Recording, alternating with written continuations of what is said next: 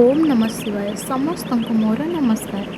पाठ पढ़ाई बसवा आगुरी मुझे डिटॉक्स वाटर भी नहीं एबे मुझे हेल्दी रूटीन टाक मो हाबिट्रे आड करी। पाठ पढ़ू पढ़ू मु अनहेल्दी रूटीन भी फॉलो करी कारण मु कुरकुरी भी खाऊली।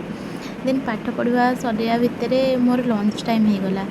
आज गोटे खुशी कथा हो मत मो घर जड़े देखा करने आसते आ से मोपाई माछ सुखुआ सब नहीं आसते कारण मु हॉस्टेल भेज मिल ही ऑर्डर कर नॉनभेज मिल ऑर्डर करूनी मत एठिकार नॉनभेज खावाई भल लगुनि बोली 10 टंकार भात किणी आनली आ मो मन पसंदर माछ मसला भजा को सुखुआ लगे खाई बसीगली।